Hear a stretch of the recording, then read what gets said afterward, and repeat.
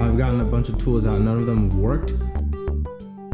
Okay, so I was confused for the longest time as to why this motor mount was acting so oddly. It was because of this shifter right here. So then whenever this gets pushed. Oh. So these things here are the things we're gonna need to install the throttle. This is the physical thing we spin itself. This is the throttle cable, and this is a kill switch, an engine kill switch. We're going to wire that up. So it basically goes engine kill switch, throttle here, and then throttle cable coming from the throttle. And then this end's going to be connected up to the carburetor in there. So let's get started. First step, we're going to have to remove the existing handle on this bike. So we're going to go ahead, got a knife here, we're going to start cutting this off.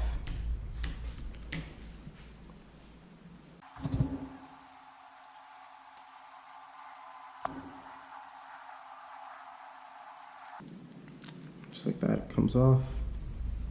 We're gonna go ahead and put together this part.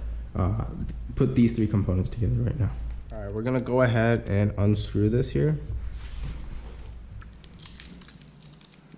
We want the output of the throttle to be like that, so we're gonna go ahead and first thing, screw this in like so.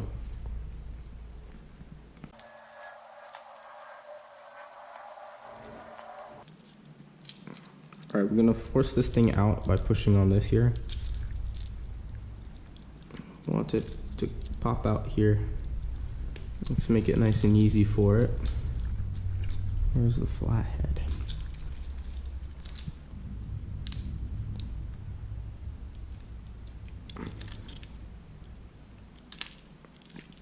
Like so. Now that we have it out, we'll go ahead and connect it up to this.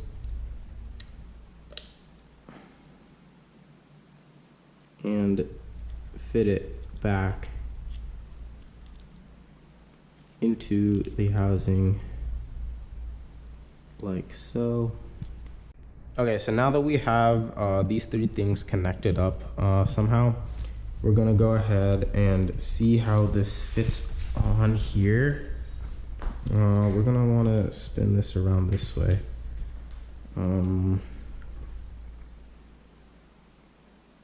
This will go in like that, and then we'll have this go on top here like so. Right now it's not going because of this stud right here. To make sure that this does not wiggle around like this, only like this, we're going to have to take a drill and drill through the handlebar to make room for this divot right here. It would be useful if this was metal, then I could like scrape it around or something to make a marking. We're gonna have to try our best to make sure that we drill exactly right so that this thing can go through the handlebar. All right, so in order to drill the hole in the handlebar to make room for this plastic divot here, I've measured the distance from here to here. It's about 1 centimeter to the center of the divot. So we'll be measuring out 1 centimeter and drilling it in.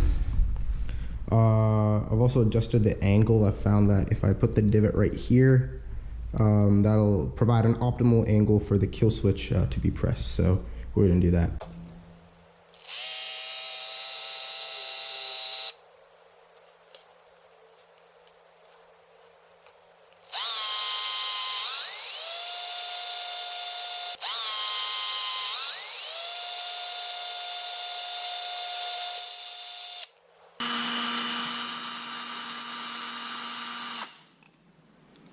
All right, now we have a nice divot where we want it. It's about 1 centimeter out, and it's in about the right angle. This thing wasn't really meant for what I wanted it anyway. It's not the right size. This one is. So we'll try with this one now. Now that we have a hole to center it in.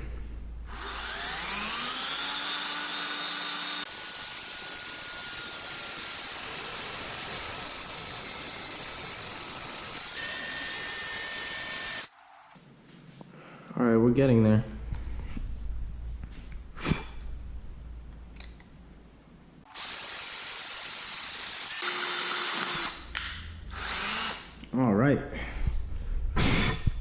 we have created a hole. Just to test if it's about right, let's put this on. Oh no, it's not going in, it's too far. I swore I measured properly. That's unfortunate. Come on. Oh, it does go in. Oh. All right, so we finally got this screwed on. The kill switch is in a nice ergonomic position. This thing is installed properly with this. We also got the drill divot in perfectly. And as we can see here, if I hold, this is the throttle cable right here. If I spin the throttle as well, it goes in. So that's how we know it works. So now for the most complicated part. The carburetor is easily the most complicated part in this whole build. We're gonna go and connect the throttle up to the carb. For those of you who don't know what a carb is, a carb basically is responsible for mixing air and fuel together in order to combust. Alright, I already thought ahead and removed these components from the carburetor before we even put it onto the engine. So we'll have to thread the throttle cable through these components and then screw the components back onto the carb. This is a needle and C-clip. This basically determines how lean or rich your fuel is going to be. The further up it's going to be, the richer the fuel, and the further back, the leaner the fuel mixture. We might have to calibrate this later if our engine is underperforming, but that'll have to be done later. We're gonna have to remove the spark plug and check the color of the tip. For now, I'm gonna leave it as the default, and we'll get started by putting all this together. So we're gonna start by taking this needle, dropping it through the barrel. Now this Pac-Man washer, or whatever you want to call it, needs to be lined up with this gap here. We'll drop it in and shake it about until it's lined up. And then we want to take the spring and put it on top. Actually, no. We'll first take this, thread it through here, then thread through the spring, hold the spring taut. Oops.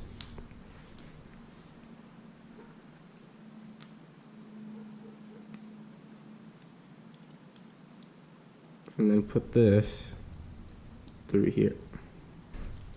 So now we need to take this and put it through the carburetor.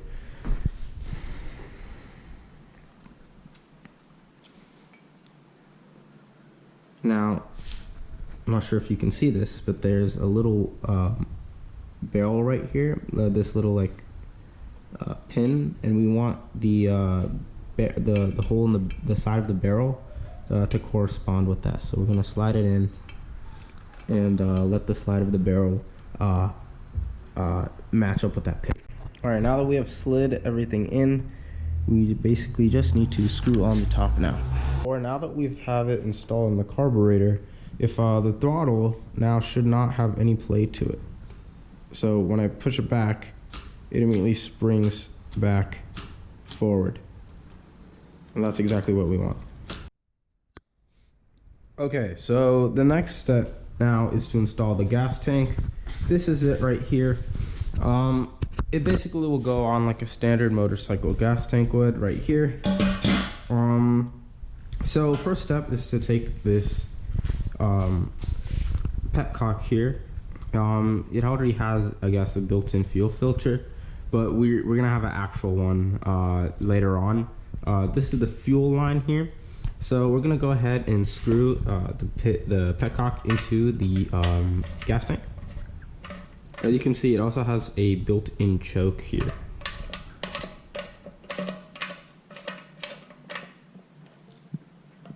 Screw it on nice and tight.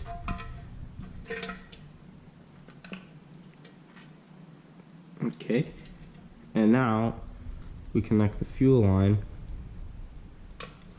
Actually, wait, no, we should cut it first. So we'll take a knife about halfway through, should be good.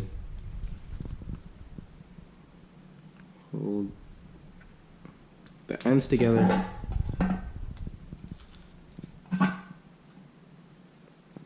And we'll make a cut here.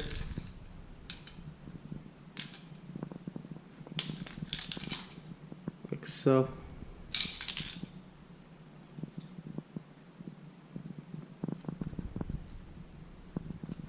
Okay, so we have two cuts here. One end will go at the end of this petcock.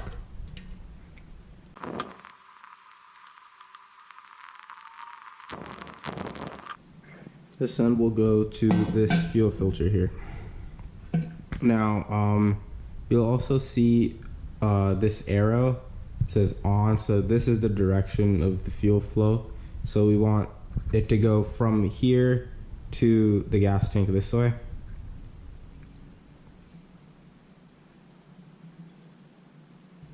And then we'll add this last piece on this end here.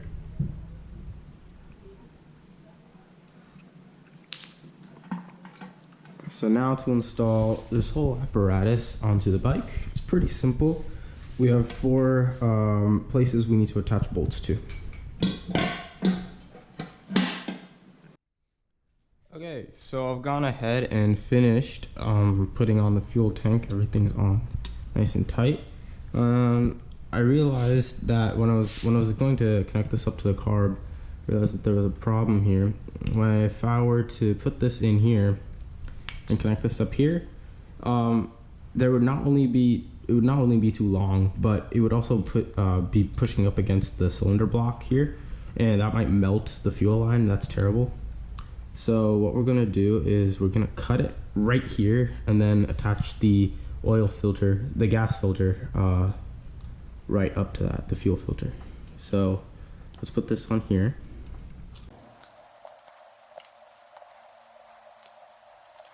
Okay, now that that's on, we'll take this, cut it off right about there, and then plug it in. Take our knife. Right about there should be good.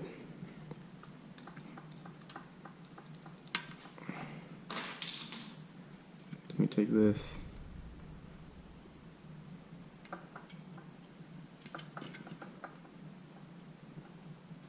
And plug it in directly. So now it should go straight from the fuel tank to the petcock to the fuel filter into here without any issues of it really touching the cylinder body. So we have the gas tank installed now. Now on to installing the clutch. All right, so now to install the clutch, everything we need is in front of us. This is the handle. This is what's gonna actually activate our clutch. We're gonna put the clutch cable in the slot here, route it through, and then link up this end here to this piece right here. We're going to have to probably loop this around the engine, connecting it back up here.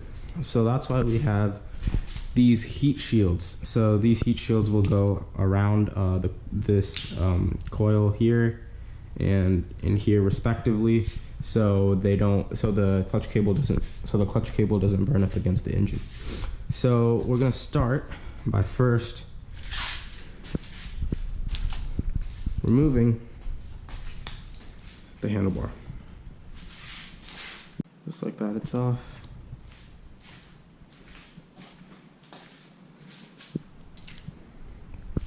And then we're going to go ahead and add these two.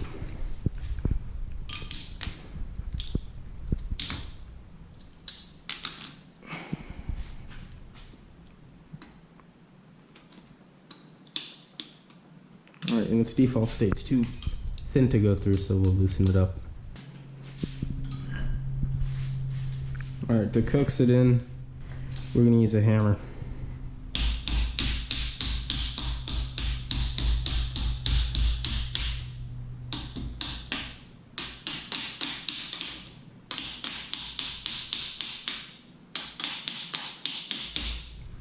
Now this is a bit odd. We're gonna have the brake over here and the clutch over here.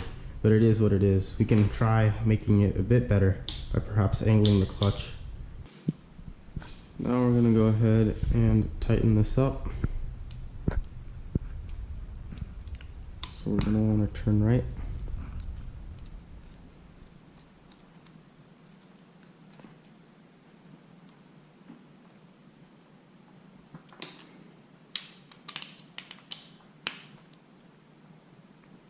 That should be good. And then we're going to install the cable, which is here. So we're gonna take this, put it on this bottom part here. I'm gonna take the rest and feed it out through this opening. Now we slide the whole thing up. Make sure that this part is inside here.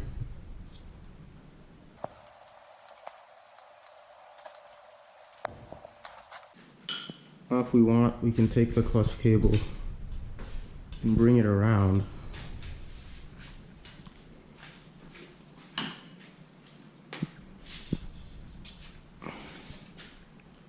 Perhaps even wrapping it around this wire here a couple times.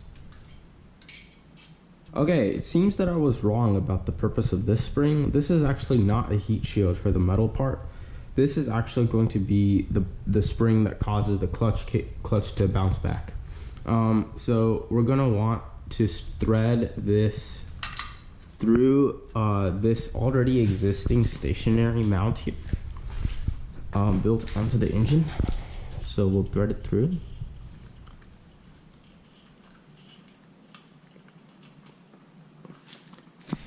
Then take this part and then put a spring over it.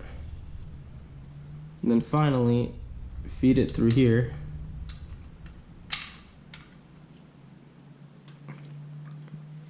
Pull.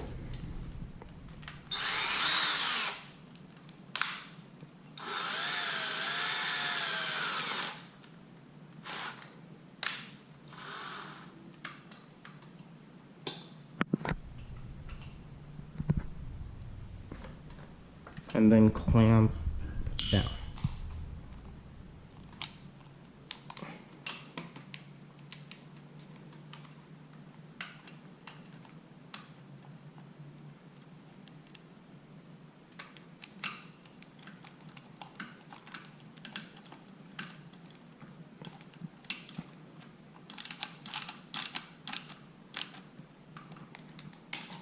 So now,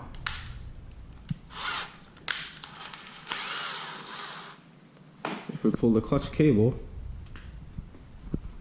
the clutch is depressed as well.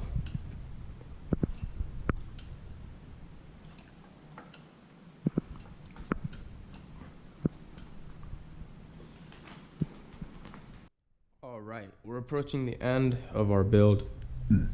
A second to last component that's gonna go on right now is the exhaust. Really simple. All we do is fit it on like so and put bolts on either end.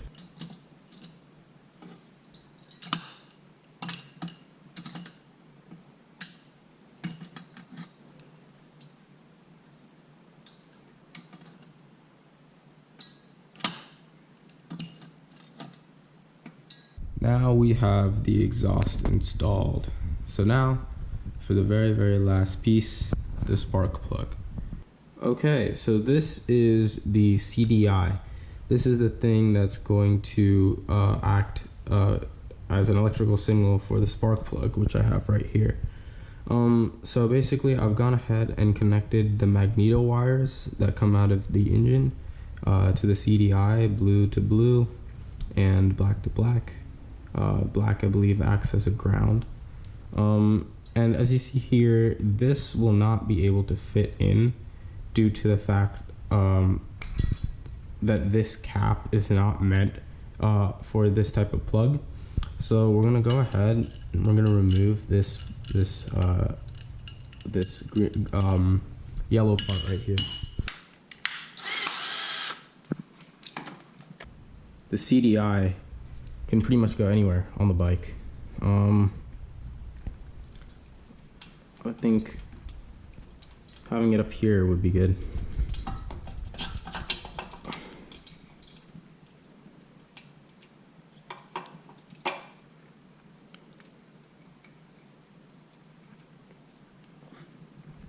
Something like that.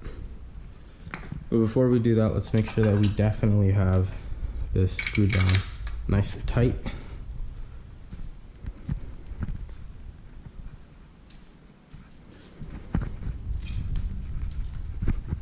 This will do for now.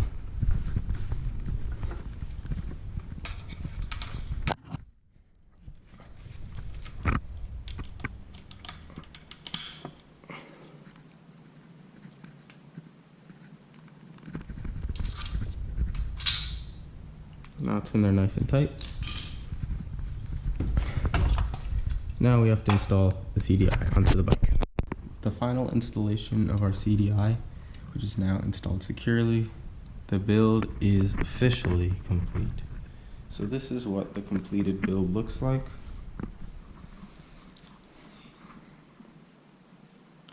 We're going to have to do some cable management here though, because having cables next to the pedals like this is bad.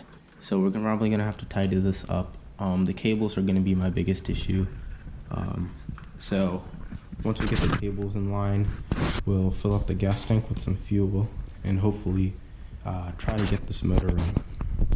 Since this engine is brand new and it needs to be broken in, we're gonna provide a 16:1 gasoline to two-stroke oil mixture.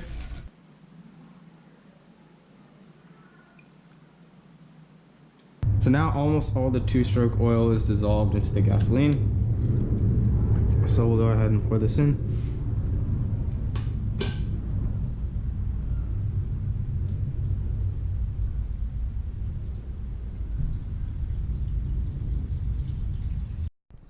All right, we're gonna try this. Now, there's tons of modifications I need to do. Right now this bike is unsafe. It's leaking fuel from the fuel filter. The fuel line is cracked right there and it's pouring fuel onto the engine block, and the clutch wire is way too long. But this is just a test, a general test, so let's hope this works.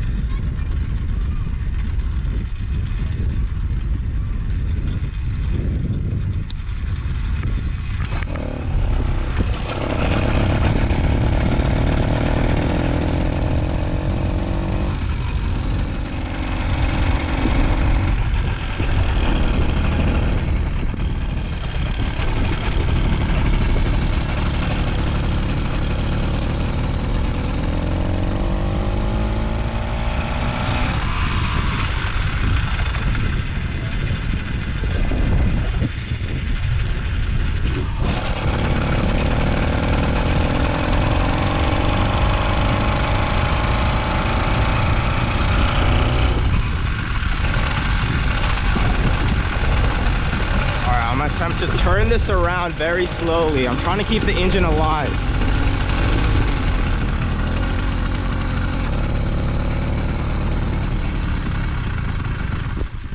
And I ended up having to kill it to make the turn safely. I still need to learn how to drive this thing properly.